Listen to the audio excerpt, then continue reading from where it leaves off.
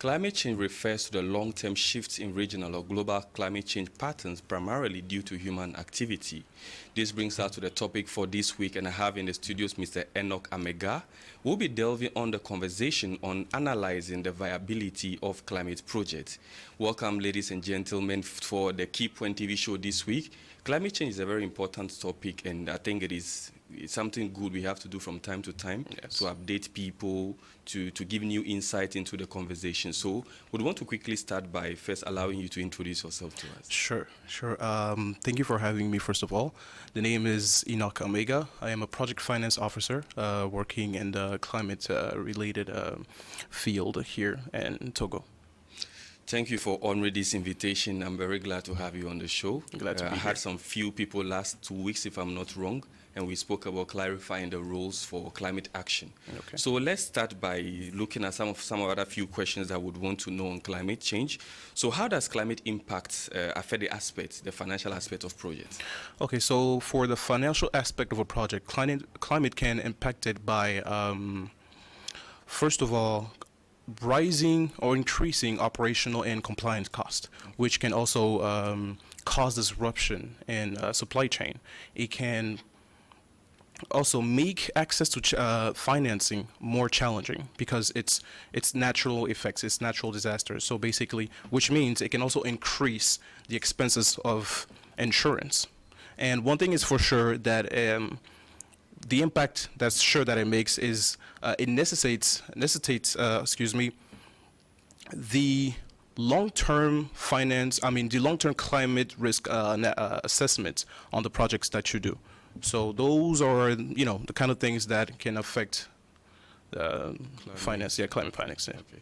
So we understand climate change has to do with human activity, but Yes. we cannot always expect or project as to when and how the effects will come onto us. Exactly. So what are some of the strategies that you deploy to mitigate the financial risk associated with such climate change projects? Okay, so one of the strategies is to first assess climate impacts.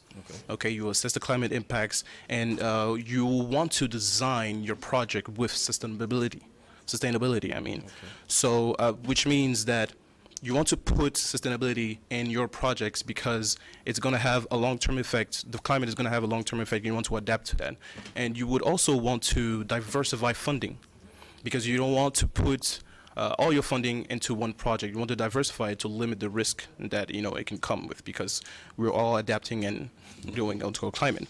So what you want to do is also to use climate insurance. Okay. Yes, most definitely. Because not putting insurance in your climate related project can, in case it goes wrong, that's a lot of money to pay back. There Exactly. are legal ramifications Exactly. with relations to that. Exactly. So how do you evaluate the long-term sustainability and also the resilience of such projects? Okay. To evaluate that, first of all, you want to start by identifying climate-related risks. Okay. Related risks, and also assess their potential impact on infrastructure and also on finances. Okay. You want to align your project with sustainability, like I said earlier. You want to use. You want to create resilience plans. Okay. Plans that are resilient with climate, so that whatever the effect is, it doesn't affect, it doesn't give a bad impact like it would in the first place. So also you want to stay compliant with the regulations, the climate related regulations, because that's very important. Okay. Yeah. Well, you've used some of the terms that some of us who are probably not in the field want to understand a bit more. Okay. So what are some of the, how do you find accountability for the project you financed? Well, you mean as the one that financed it, or as the one that has been financed? No.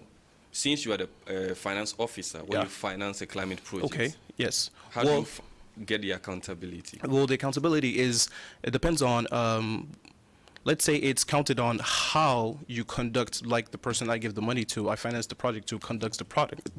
Project, Yeah. So the reports that gets back from it. So if they say this project in 5 years is going to have this, make this, and we want to see the result, because we're going to finance somebody or an institution or government, and we want to see the result at the end, because it's in their best interest to actually give a good result on their project and make it, viable for. So that's how we keep people accountable and know that, hey, this person is trustworthy, or this institution or government is trustworthy for the finances about the project. Still talking about accountability, when you finance such project, and I mean the duration is longer, what if it doesn't work out? Are you the one to blame, or the people who handle the project? How does that work? Well, not really the people who handle the project, because a lot of things can happen. We are talking about climate. We are talking to climate change.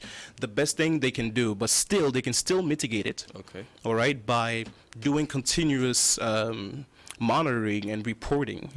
So taking awareness of how the climate is changing and adapting to it. So if it doesn't go well like it was planned, let's say it's partially the fault of the people who are doing the project, because they can still adapt to it. They have the funds necessary for it. So it's up to them to actually go along with the evolution of the climate. I'm a little bit keen on the accountability, because it's money we are talking about. Yes, so yes. probably as a finance officer, you may have gotten the funds from somewhere, or even it's from your own organizations and all that. So if we have to look at how viable such a project is, let's imagine you have like 3 people submitting a project. Do you take into consideration maybe the amount that each project is required to begin the project? Well, it depends on the type of project they want to do and the amount of it. The amount is not much of a problem. It's about the type of project they want to do, regarding if it's in agriculture, or if it's in infrastructure or something like that. And also most of the financing is it's in grant. Okay. Grant by whether the GCF or whether the government of a country, for example. So the grant is granted to the particular, the particular, and it's not mostly money that they should repay back or something like that, But still, there's an evolution, there's a follow-up that is done to see how it's going, and that's basically it. Well, viewers, we are still on the viability of climate projects. You can join us every Tuesdays and Thursdays at 10:30 a.m. and 5:30 p.m. and catch a repeat on Sundays. We'll be going for a quick break. When we come back, we'll go more on the conversation.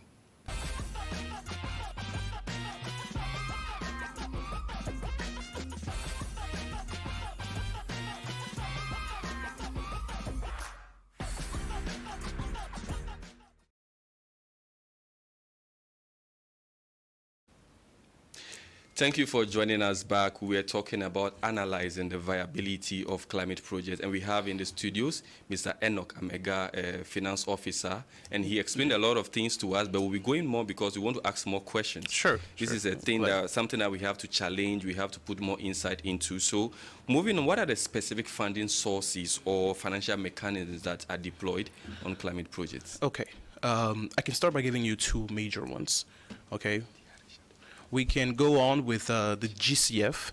The GCF, which is a Green Climate Fund, it is a major international funding source that finances projects that are going through adaptation and mitigation for both developing and developed countries. We also have the AF, which is Adaptation Fund, which the name says it clearly, Adaptation Fund, that funds only projects on adaptation. Okay. Only on developing countries. Okay.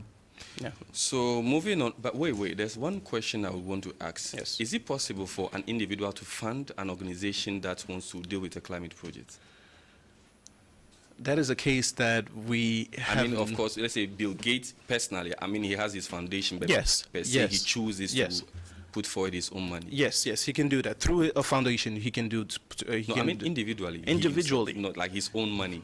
Let's say he's someone who is probably interested, or a climate enthusiast, for example, and he wants to put his money into such a project? Is it something that is possible? Yes, of course, it's something that's possible. It's something that's possible. It all depends on the agreement you have with the government or with the institution that's implementing the project. There are some mechanisms or processes to follow if you want to do it individually. Exactly. Okay. Now, this brings us to one of the important part of the conversation. You spoke earlier about it depends on the government, it depends on the organization. So how do you engage with such stakeholders, whether they are NGOs, organizations, governments, and the rest? How do you engage with them before the finance even begins, before you see if the project is viable and all that? How do you start that? Okay, so to engage with stakeholders, first what you want to do is identify the stakeholders. Okay, you want to identify the stakeholders and map out their interest. You want to map out their interest and develop a transparent, clear communication strategy. All right. You want also to put them early on the early stage of the project, basically, of course, before the implementation of the project. So you want to explain to them the benefit, the project goals, and the benefit that they can have, because they're the number one concern. And basically, that's it. You want to have a clear communication. You want them to be in the decision-making process. You want to put them in front of the decision-making, not later in front, but be part of it. You also want to keep them in loop for feedback and for the whole project cycle, and actually make them feel incorporated as if the project was their own. Exactly. You know, So when you identify the stakeholders, you engage with them as partners, kind of. You know, But there's one thing too that maybe, it is not always as easy working with organizations because they have their own set of rules and principles, especially when it comes to government. There's a lot of protocols to follow. How do you mitigate it? Do you have that patience to take the time to go through the process one by one? I mean, of course. Or is it because there's money involved, actually? That's what I'm not going to lie. But yes, I mean, it's the job, It's a job. We're doing this for a reason. It's for a better earth. So we go through every single process, no matter how long it takes, and we do everything to get it done at the required time. And of course, there are some regulations, some protocols that can, take time and actually you can get tired of. But yeah, it's the job. That's how it is. Let's get personal a little bit. How is the price range like? I mean, in terms of pay? For a project finance officer? The money is good. That's all I'm going to say. I know you are going to evade that question. But what are some of the personal challenges you face, dealing with a lot of projects, for example? It could be meeting the deadlines, maybe having to review a lot of documents, having probably the difficulty or the easiness to select the best project that you could finance.